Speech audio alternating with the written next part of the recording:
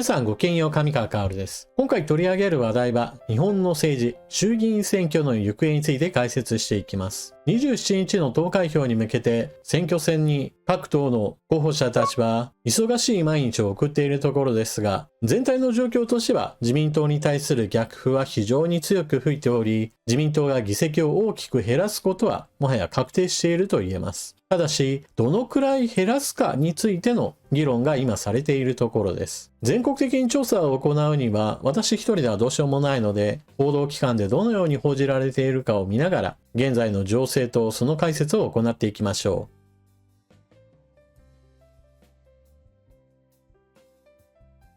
世論調査を行ったのは読売新聞です。与党が過半数の見通し、自民苦戦、立民は議席増の勢い、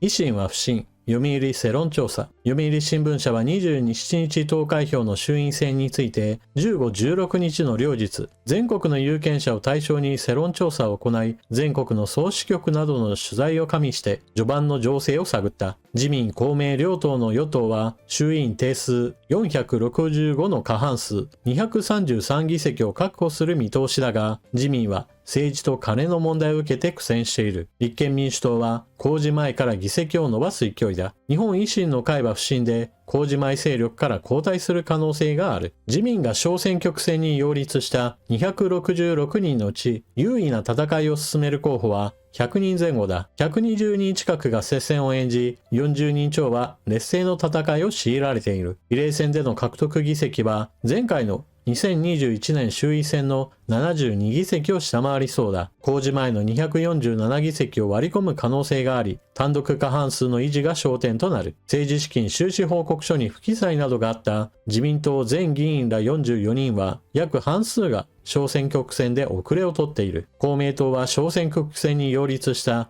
11人のうち優位に立つのは2人で、残りの大半は接戦を展開している。比例選での獲得議席も前回選挙の23議席より落とす可能性があり、小選挙区選と合わせた公示前の32議席確保は微妙な情勢だ。立民は公示前98議席から30議席前後の上積みを伺っている。小選挙区の公認候補207人のうち、東北や首都圏、愛知などを中心に30人前後が先行。接戦の選挙区も100以上ある。比例選では前回選挙で獲得した39議席を上回る勢いがある。維新は小選挙区選で優位な戦いを進めるのは大阪や京都などの9人にとどまり、関西以外の地域では勢いに欠ける。比例選での獲得議席も前回選挙の25議席から減らす公算が大きく、公示前の44議席に届くかどうかは見通せていない。共産党は小選挙区で1人が接戦となっており、比例選では10議席前後の獲得が視野に入る。国民民主党は小選挙区選で3人が優勢で、比例選では前回選挙の5議席から伸ばす勢いがある。同様に世論調査を行った毎日新聞。こちらでもやはり自民党が苦戦し、立憲民主党が議席を伸ばすであろうという情勢分析を行っています。ただしこちらの方は自民党は負けるんだけれども、単独で過半数の議席を確保するかもしれないと読んでいます。全体の状況として自民党が負けること、それ自体はもはや誰が予想しても変わらないことでしょう。ただしどのくらい負けるかといったところについてはかなり分析がばらけている状態で、もう自民党だけでは単独過半数を大きく割り込んで公明党がいなければ政権を維持することができない。もしくはそれよりももっともっと惨敗して自民党、公明党この2つの党だけでは過半数を維持することができず、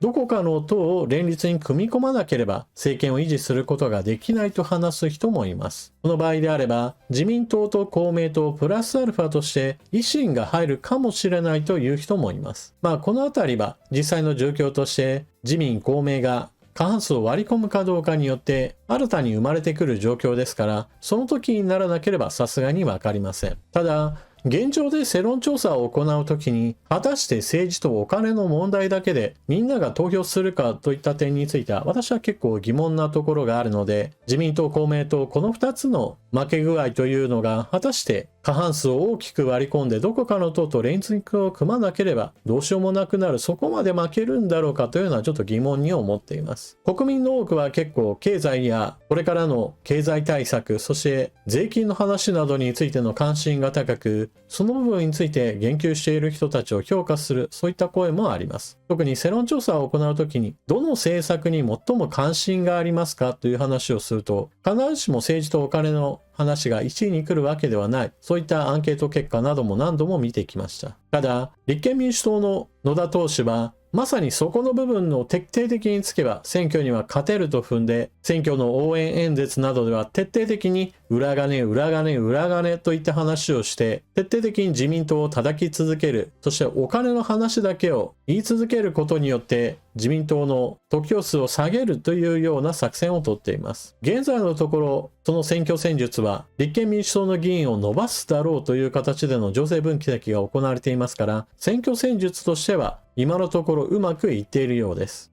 ただし、その部分で評価しない人たちがいるからこそ、国民民主党の議席が伸びるだろうと分析が出ている点に、それが反映されていると思います。国民民主党の場合だと、現役世代の所得を伸ばすといった話をしていて、そのためには負担を下げるために社会保障改革や消費税の減税などについて言及しています。ちなみに野党の方はこの消費税減税ほとんどの党が言っているので、その部分について差があるわけではありません。消費税減税については自民党だけがいやいやそこの部分については触れないよといった形で議論を下げています。そもそも社会保険料の現役世代に対する負担はどんどんとこれからさらに重くなっていきます。ですからその部分について全く触れずに減税だけを言っていては実際のところ手取りが回復するわけではありません。消費税を減税したとしてもそれ以上に社会保険料が上がって給料から天引きされていけば現役世代の人たちは実質的には全然減税されてないよねという実感を持つことになってしまいます。そうした意味では自民党公明党が政権を維持しつつ一方において立憲民主党の議席が大きく伸びるというのは私にとっては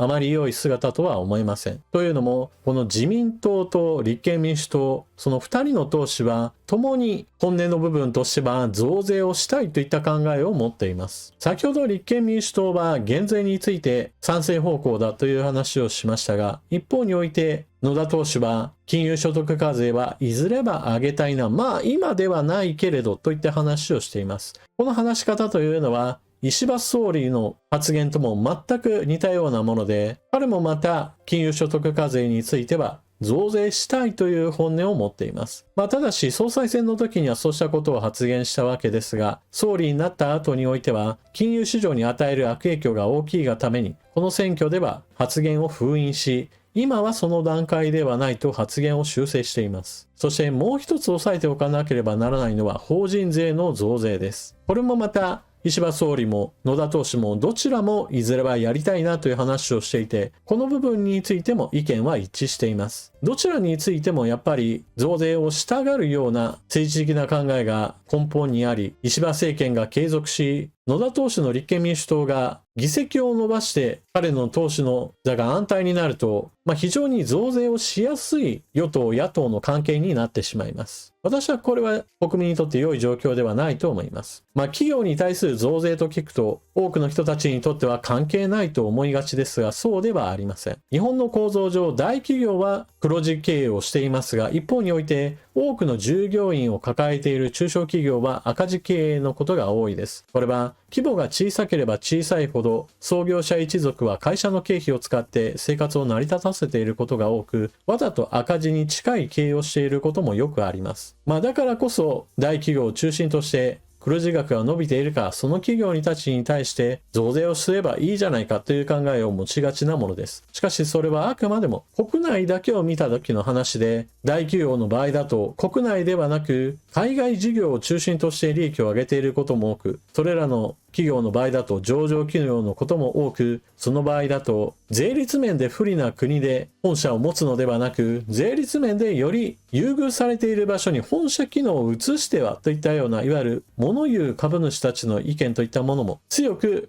経営陣に充てられることがあるわけです。ちなみにアメリカの場合であれば、それぞれの州によって法人税が違うといったこともあって、利益を上げれば上げるほど、その税率の違いでも大きな差にもなるため、積極的に税率の安いところに本社機能を移すといったこともあります。また、グローバル企業の場合だと、そうした国の中で税率を安いところを探すといった考え方から、もっと安いところがあるんだったら積極的に他の国に本社機能を移すといったこともさほど珍しいわけではありません。日本企業の場合だと、そうした動きを頻繁に行う光景といったものは見られないわけですが、世界市場で見た場合においては、各国において法人税の引き下げ合戦といったものがありますから、法人税を上げればいいじゃないかといった意見が強くなればなるほど、日本本社をもう他の国に移してしまおうという動きがいずれ出てきたとしても不思議ではないのです。その場合だと、先ほども述べたように大きな利益を上げているのは大企業なので、それらの企業が本社を海外に移した場合において、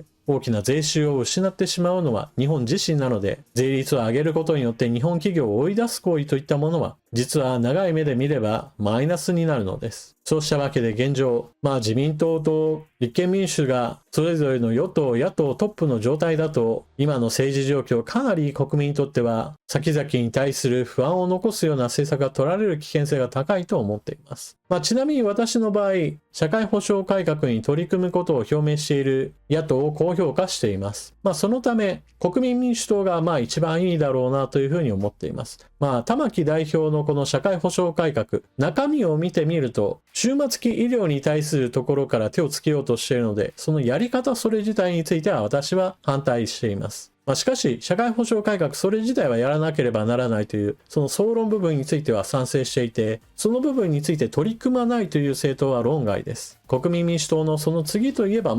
維新かなというふうに思っています。維新の場合だと改革の意欲といったものが以前よりもかなり減退しているようには見えるわけですが、少なくとも自民党よりは物事の変革に取り組み姿勢は残してはいますから、消去法を使うときにはあの党よりもこの党といったような使い方を考えれば維新は選択肢に入ります。一方で全く私が人にお勧めできないなと思っている政党といえば、小政党を中心とし非常に多くあります。例えば私の意見を普段から聞いている人であれば、納得するとは思いますが、共産党やれいわ参政党、そういったところは全くの論外で投票に値しませんし、投票するのは全く自分の票を無駄にしてしまうと思います。ただし選挙に行くということ、それ自体は推奨できることなので、それらの政党に投票したいという方を止めるわけにもいきません。基本的には投票する行為というのは、今の政治に対する意見表明をするための最初の行動だと私は思っています。投票権があるのにその投票権を使わないにもかかわらず今の政治に文句を言うというのはちょっと私はフェアなやり方ではないと思います。どこかの政党にもしくはどこかの立候補者に投票した上で今の政治はここが問題だ、ああすればいいのにという意見を言うのは私は全然ありだと思います。投票しもしないのにブツブツ文句を言うだけというのは私は不健全な姿だと思います。そうした意味では投票しない場合ペナルティが発生するような選挙制度を作るであるとか、もしくは投票した人にご褒美を上げるような選挙制度といったような形で少しでも投票率を上げる方向での政策といったものも考えるべきかもしれません。今行われているのは衆議院選挙ですから直接国の政治に関わってくる話です。一方において地方政治においては無投票で議員が決まるといったことももはや当たり前になっている地域が非常に多くなっています。人々が投票しないようになってしまうと議会で誰が何を言っているか、どんな活動をしているかも全くチェックされないし、一体誰が議員になっているかについてもみんな知らないみたいな世界になってしまいます。政治不信の行き着いた先として支持政党なしになった人たちも多いでしょう。実際世論調査においても全体の4割近くはそのような状況です。しかし支持政党がないならないなりでその時点で少しでもマシな投票先を選んで投票に行きましょう。そうすることによって少なくとも政治に文句を言うそのための第一歩を踏み出すことができると私は思います。というわけで今回の動画はここまで。衆院選序盤の情勢としては自民党大きく議席を減らすもののまあギリギリ過半数を維持し、自公政権は継続する可能性が高い状況となっています。まあただしこの情勢、蓋を開けてみれば自民党の惨敗具合がもっと深刻で、自公政権でも過半数を維持できなくなるかもしれません。実際それが実現するかどうかは、国民の審判として政治とお金の問題をどれほどの評価をするかにかかっているでしょう。一方で自民党が議席を減らす代わりに立憲民主党が議席を伸ばすわけですが、しかし立憲民主党の野田代表は経済政策について言えば物価目標 0% 目標超といったところへと押し込める、いわゆるデフレ回帰の考えを持っていることを明かしましたし、今は違うとは言いつつも金融所得課税はしたいと話し、また法人税増税についても言及するなど、基本的には増税姿勢を示しており、石破総理とも結構考え方が近いです。そのため政権与党が増税をしたいといえば立憲民主党が賛成に回ることも自然の流れとなり、この状況は結構危うい話になると私は思っています。与党がダメだと思って野党に入れるといった人も多くはなると思うのですが、できれば野党の中から立憲民主党以外の野党に票を預けてみるのもいいのではないかと私は思います。現在のところあなたは衆議院選挙をどのように見ているでしょうか。ぜひともコメントしていってください。それでは動画を最後までご視聴いただきありがとうございました。チャンネル登録していない方はぜひともこの機会にチャンネル登録していってください。それでは次の動画でまたお目にかかりましょう。またね。